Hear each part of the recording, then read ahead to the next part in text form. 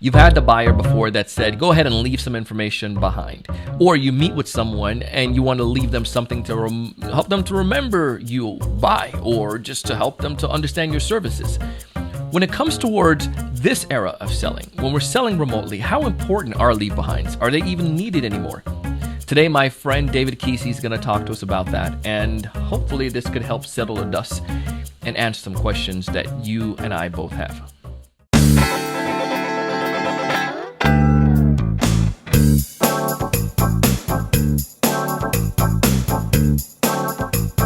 Hey, everyone. Welcome to another great episode of the Sales Evangelist Podcast here on TSC TV on YouTube. I'm your host, your coach, your mentor, Mr. Donald C. Kelly, the one and only sales evangelist. And I'm so excited for another great episode. I'm so excited to be here with you today. And on this episode, we have David Keesee, and David is going to be talking to us about leave behinds. How important are leave behinds right now in this era when we're selling remotely? Is it even needed anymore? And if so, what should we leave behind? Or maybe don't leave anything at all. David's going to break it down for us, give us some insights. David come with a world of knowledge. He is a consultant. He helps coaches and helps individuals, entrepreneurs, small business owners like you and me to thrive, and sellers. And the other cool thing about David is that he runs an organization. You can check it out. Go to davidkeesee.com, and we have a link back in the show notes where he's a CEO, and he is just consulting and guiding people down the path. You'll see some of his client testimonials, and it's just like fabulous what the results he's able to help people to see. Anyways, you'll hear from his conversation with me today why he is so adored and why he's able to help bring about so much great success for individuals because of these principles. Let's go ahead and dive in. Welcome to the show, David. Hey, I appreciate you. Thanks for having me. I was bragging about you there in a teaser because not many people I interview have the same exact initials as I do. So D. Coincidence. Yeah. Well, David, I bragged about you in a teaser there a little bit, and about what you did and what you're doing right now. And I'm excited to talk about this topic with you because of that, the fact that you can bring so much to the table with your expertise. But we're in a new way of, we all can agree on that. We're in a new era when it comes towards doing almost everything. And one of those things is that we execute sales for like in person or whatnot. A lot of us now are doing it remotely, and we want to talk about leave behind, the things that you leave to the client. Do we still need those stuff that in this day and age in the way that we're selling these days? And, just have like a 20-minute dialogue discussion with your experience and around that. So thoughts, is that a good thing to tackle today? I would love it. I think that's a great topic. So how important is it? Is it needed? Why not? I think it is needed. And one of the reasons I think it's needed is that in sales, one of my biggest beliefs, I have a few different beliefs. One is that I don't come from a place of selling. I come from a place of serving. And if I do that, all the right sales techniques tend to come about. But I think that the bigger reason is this. If you notice in any sales scenario, and I'm sure you already know this, there's a frame that's going on, right? There's a frame that's going on. There's some authors that have really done a good job at this. Orrin Claff talks about this kind of stuff in Pitch Anything. He talks about frames, and I think frame is everything, right? So if you want the client to be in a place where they feel served, where they have a good understanding and that there's clarity and simplicity to your offer, I think it's extremely important to have some kind of leave behind so that it can frame them. When you say frame them, I love Orrin. Orrin. It's been on his podcast a couple of times, and his book was cool. Pivotal. Love it. So some people may not have read that before. Could you define or break down frame so we can understand what that means? A frame, yes. So a frame is a context. It's a way of looking at something, right? So sometimes you have the authority frame. So you go to the doctor, and guess who waits for the doctor? You do. It's not like the doctor's waiting for you. That creates that expert authority frame. So in every conversation, everyone from you having conversation with your kids, your spouse, you go to the grocery store, there's always some kind of frame going on. And I think it's important if you're going to be the expert or you're going to be doing the one doing the presentation. I think frame has a lot to do with why somebody moves forward and why they don't. Consider this, right? So if somebody doesn't have clarity around a frame or they're looking at the scenario a certain way, in that frame of that way of looking at that frame of mind or that context, it makes sense to say no. Right. But in another context, by leave behinds or creating a context or a frame where they see it a different way, in that context, it could be very easy to say yes. So I think that leave behinds are critical to helping that frame. Yeah, because and going back to that, just the idea there of the expertise. If I go to the doctor's office for the first time and I'm trying to figure out, there if I have like I don't know, I'm scared if I have neuropathy or something to that nature. I don't know anything about neuropathy. I did all this Google search on it, but then I go to the doctor and the doctor visits with me and then she gives me some information. Then I'm going to hold that important because it's coming from that person of expertise. Like, dang, this is good stuff that the doctor's sharing with me. Right. Right. And I can actually give you an example of that. So funny story, if I've got time here. So I go to this doctor and I'm having this issue where like I'm getting fatigued and this kind of stuff, and I'm super stressed and I'm having like little heart palpitations, that kind of thing. So I go to this doctor, and the doctor asks me a couple questions, and then he stops and he turns and he goes to the computer and he starts typing in stuff. And I went, "What are you doing?" He goes, "Oh, I'm Googling something." No. And I was like, what? And so we got done. He's like, "Well, I think you have Hashimoto's disease. So I think you need to take these pills." I said, "Let me ask you something. How long do I have to take those pills?" He goes, "Oh, the rest of your life." And I went, Can I be honest with you?" He goes, "Yeah." I went, "I think you're guessing." I think you're guessing. He's like, "Well, why do you think that?" I'm like, "I've never had a doctor Google something in front of me, and I just don't feel comfortable with it." So I go to another doctor, and the doctor walks in and he asked me a few questions. First of all, I'm waiting for him, right? He walks in, he asked me a couple questions. He goes, "What are you experiencing?" "You're probably feeling this at night. So at night you lay on your left and you probably feel this." I'm like, "Yeah." And he's like, "And you're probably experiencing this." "Yeah." "Yeah." And then he goes, "Well, here's what I need you to do. I'm pretty sure I know what it is, but I need you to go take a blood test." I said, "Okay, good." I take the blood test. I come back in. He he flips open in his clipboard and he goes, "You're not going to like it." And I went, "What?" He goes, "Well, you don't have Hashimoto's disease. Uh, it turns out that's what it feels like to be 40. You need to drink less caffeine and meditate more." And who am I going to listen to? The second guy has way more frame, right? So it was just a funny story. Yeah, yeah, a lot of frame in that. And I think he gave you things for you to go and do. And it kind of shows, let me get this stuff done. And in sales, I think sometimes salespeople, they want to be, we are too, and in the book, It's Pitch Anything kind of talks about this too. We're just too subservient at times, right? We come into a pot, or it's been given to us that we spoon fed that you need to be a subservient. Whatever the buyer says, you got to go do. Right. Like, but if you come with that, give them a homework, like, "David, in order for us to move forward, here's what I need you to do before we can even work together. Here's some things. Yeah, it's like, crap, this guy has actually got stuff in order. So, right. It must be right, clearly. Right. Yep. He's giving me homework. But then it also gives them that commitment, right? Because I think so often now buyers can go ahead and they can go and hop, and they can go and look around, and they can go find other solutions or from other vendors.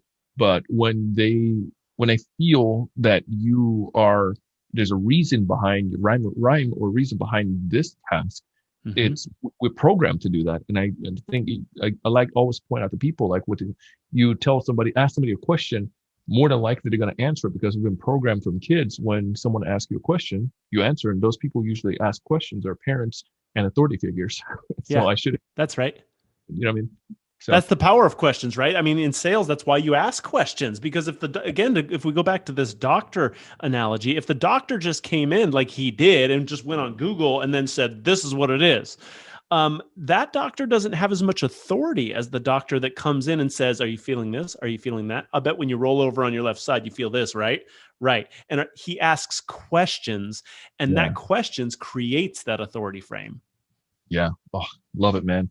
But with this idea of leave behinds, now what are some of the effective things to leave? Like when it comes towards, or does it matter what you leave? Is it a brochure, or does it a video, or is this like a white paper? When it comes towards leaving and demonstrating your expertise, what do you feel? What do you say?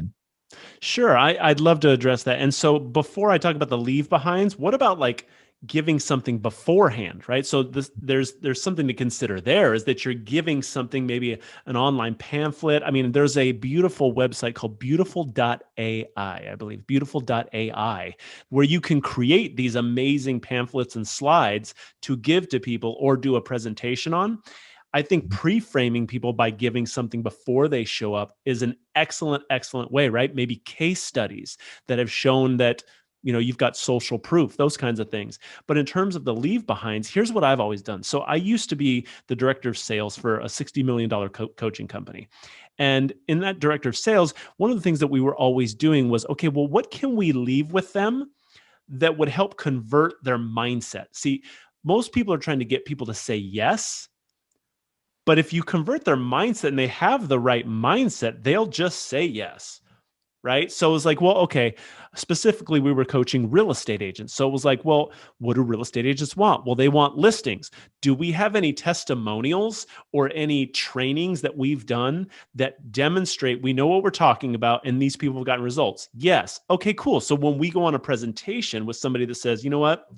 My biggest challenge is getting listings. Sweet. And we can't get the sale on that first call. We say, hey, Donald, I just got to thinking about you because we did this training on listings. Check it out. Put that in your business. And so they're like, oh, so there's value provided. Hey, Donald, just got to thinking about you. Did you do that thing with the listings? So-and-so did it, and they got these results. And so you're converting their mindset and you're adding value. So think about that the value of that leave behind. And something to consider was that I've noticed with leave behinds is this: rather than just having, and it depends on what you're selling, right? Maybe you're selling a 5-figure coaching package. Maybe you're selling a house, or maybe whatever you're selling. The higher that ticket is, the more customized I would make those leave behinds. Maybe you do an actual training for somebody. And so it's not like, okay, everybody, I'm talking to everybody. It's, hey, Donald, I got to thinking about you after our presentation, and I thought you should do this. Right? So maybe that leave behind is much more customized, but the more customized, the more humanized that you can make those leave behinds, I think you're going to really be in a good spot. Oh, dude. I mean, I'm chewing it up right now, man. Because if you think about it, that means that you've thought enough about me as an individual. It's not just a cookie cutter. It's not just a brochure. It's something that really can do help my business go forward. And go back to the idea that you said, it's converting their mindset, or something to that nature, like helping them frame or to change their mindset towards that. And when you said that example, like, you gave me a pre-work to do, and then we met, or you prepped me, maybe a follow-up the day before. Donald, did you do that about listing? One of the other person did it, and they've gotten like, whatever, 4 new listings this week alone. Right. I'm going to say, crap, I need to get it done. Yeah. Need to get it done. And I don't even know but you just said it. You just said it was, somebody else has done it. And I'm comparing myself to the other person. Yeah. In this fictitious example. Right. Isn't that crazy? Yeah. It's like, crap. And so imagine when you actually are doing it with your clients. Yeah. Yeah. So before the leave behind, give them something, prep them beforehand. Something of help. And then even beyond the leave behind, give them something a little bit more personalized. Yeah. And what I would say is this, with the pre-framing that we talked about, like giving them something before that presentation. Here's the question, like anybody listening to your podcast right now, which by the way, they should be listening to like crazy. The thing that I would say is this: you have to ask yourself, what would my client need to believe to move forward? And then how can I demonstrate that that's the belief they should adopt? For instance, if I am selling a coaching package, we'll go back to real estate because I've done that for so much in my life. If we have a coaching company that teaches people how to take more listings, well, first I need to get them to believe that they need more listings.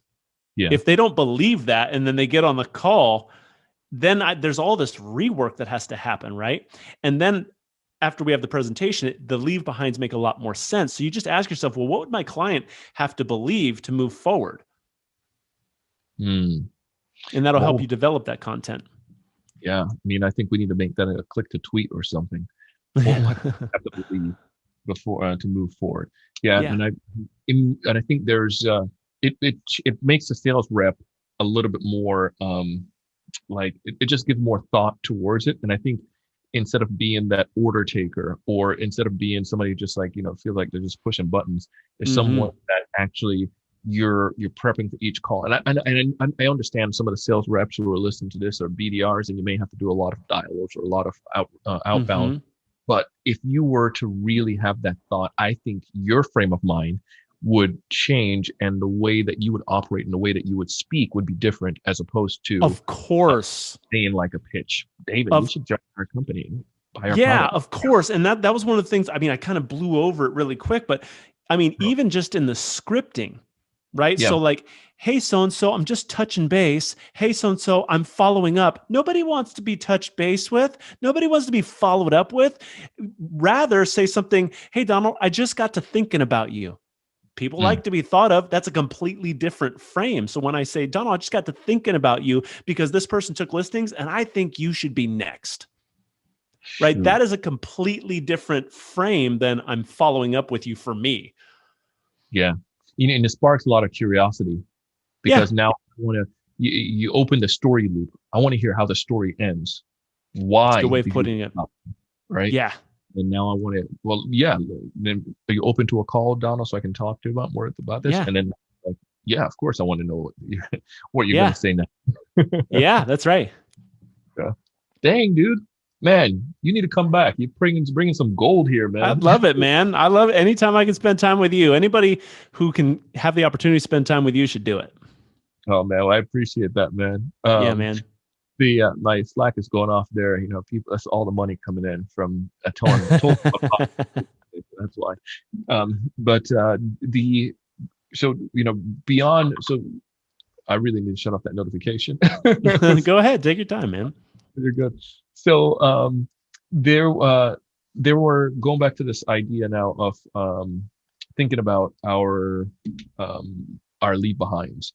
And we talked about the things you want to give them before you do that. To this idea doesn't matter what you actually give them, because you even mentioned something I didn't even think about, the idea of doing a training as a follow-up piece. What are some other ideas that you've used over the years, or things that you would recommend that we can do as quote unquote leave behinds after our virtual meeting? Yeah, I think that's a really good idea. And I think it does matter what you leave behind. So anytime it feels like there's social proof, right? So that you provide some kind of value through data. Again, so think about it like this. On the leave behinds, I told you some things to do for the pre-framing, right? Which is like, what would they have to believe? But on the leave behinds, what I would say is, look, what are the top 4 objections? What are the top 4 reasons people don't say yes to what I'm selling? And what I'm going to do is, even though I may try to handle that objection, sometimes, no matter how good of a salesperson you are, it's tough to handle the objections on the spot. I mean, I'm sure a lot of your listeners have had that experience where they're on a presentation, they get off and they're like, dang it, I should have said this. You know what I mean? So what you can do is you can say, okay, well, what are the 4 objections or the 4 reasons why people don't say yes? And I'm just going to create some follow-up that has social proof, that proves that other people have done it too, and this is something you should do. Or maybe it's an objection handler in some way through a story. One of the, and I'm sure you know this, the Brian Tracy book, Psychology of Selling, the feel, felt, found, right? That's old school right there. The feel, felt, found. Maybe you have a feel, felt, found piece that you leave behind. So anything that will help handle those objections and convert their mindset is really, really good. Yeah. And again, going back to this, what you're telling me is, I think, this is gone. Maybe there's a book already, but it needs to be a conscious seller. Yes. Because I think when when you're conscious as a seller versus being unconscious, it's you're thinking and you're being very methodical with all that you do. And obviously certain things you don't necessarily have to be, to open up your CRM, you don't have to be conscious about opening up your CRM. But if you can be conscious with your conversations with the buyer, what you're saying and what you're giving them, or what the task, or even this idea of identifying the objections prior to the call, that makes you have more of an effective conversation rather than winging it and jumping in like, well, maybe David will be open to hearing about our product. Maybe he'll have some questions. But if I go into it with one, thinking what's the belief that you need to change, and then two, what are some of those objections that could be holding you back? I'm being conscious. I'm being a conscious sales. Yeah. And then on the call, which I'm sure you already talk about, on the call, on the presentation, and whatever it might be, actually care, like connect deeply, find out what they're up to, and figure out how you contribute. That's really what it comes down to. Isn't selling so simple when you break it down like this, man? Yeah, it's simple, man. And I think just like this idea, again, go back to be a great salesperson, you just have to understand human beings. That's really, and I know it's not nothing novel there, but when you can understand the way human being thinks and the way we behave and our desires and our needs, then it becomes so easy to fulfill that and give them that, no matter what product you're selling. That's why successful sellers like you, no matter if you go into real estate or car or insurance or complex SaaS software, doesn't matter, probably will be successful because of the idea that you understand human beings in a way that we tick. You nailed it. I mean, I've had role play sessions with some of my clients, and they sell something I don't even sell, like a timeshare. And I'm like, I don't even, and then I'll do my presentation to them, like role play it with them. And they're like, oh my God, how did you do that? How did you know about timeshares? I'm like, I don't know anything about timeshares. I know you. Yeah. So yeah, man, I love what you're doing with this podcast, man. You are really doing people a very high service, man. And you get it. You totally get what sales is at its core. Well, brother, I appreciate that, man. I appreciate the wisdom you came and you brought and you delivered today within this short time period. But let's say that folks are, they're getting ready to jump on that treadmill and they're finishing up our episode here. They want to hear one major takeaway, one major piece of advice. It sounds like the answer is yes, you should do takeaway, which you did, but one major advice I should leave with after. I'm going to leave them with what you said, because I think you did a really good job articulating all the things that we've talked about, which is be more conscious. Like actually consider, what is it like to be them? And they're coming in, what beliefs would they have to have? That's my pre-framing. I have my presentation where I'm just finding out what they're up to and contributing on the spot. And if they don't do it, what objections typically leave them behind that reasons why they don't do it, that I can leave behind and serve them by converting their mindset. Because here's the truth. If you're a great salesperson selling a great product and people need your product, it is your duty to help them convert their mindset so that they take action on something that's good for them. Oh, I love it. I love it. Love it. Preach, David. David, folks out there listening that want to get in touch with you, what's the best way for them to go about doing so? There's two ways they can do it. They can visit my website at davidkeesee.com. So that's David, KEESEE.com. Or they can go check out my book, findawaybook.com. Findawaybook.com. Boom. Findawaybook.com. Yeah. David, thank you so much. I appreciate it. We'll go ahead and get this information out to our community. Thanks. Anytime I can spend time with you, brother, I'm in. Done. Cool. Thanks. That was David Keesee. If you want to go ahead and connect with him, you can find him in the show notes. If you're watching this on TSC TV on YouTube, please go ahead and subscribe if you haven't done so already. And go down below. You'll see some information there. There's a link that goes back to David, back to his website. You can also connect with him and see some of his action on social media, some of the great things that he's doing. I definitely want you to apply these things. Now you have an understanding of the leave behind, what you should leave, and how you should do it. This, my friends, has settled an itch. So I hope this is able to help you. Again, if you haven't done so, please go ahead and subscribe. And if you're listening on Apple Podcasts, please subscribe or any of the directory. It means a lot when you do. And leave us a rating and review. It goes a long way. I want you to succeed. And because of that, I want you to check out some of the things our sponsors are giving out. They have some amazing, amazing offers. And we've been able to negotiate with them so you can have that. I want you to find that information. Just scroll down below. Look in the show notes. You can go to salesevangelist.com or tsestudio.io. As always, I want you to find more ideal customers. I want you to know what to say when you reach out to them. I want you to close more deals. But most importantly, I want you to raise your level of thinking each and every single day and go out and do big things. Thanks so much for watching. Hey, Hey, thanks so much for taking the time to watch this video today. If you enjoyed the content, I ask you to go ahead and hit that like button, that thumbs up at the bottom right-hand corner. Also, to make sure to subscribe if you haven't done so already. This way we'll keep you up to date with all the latest sales strategies, latest tools, and things that are going to help you to not only find more prospects, but to close more deals. Thanks so much.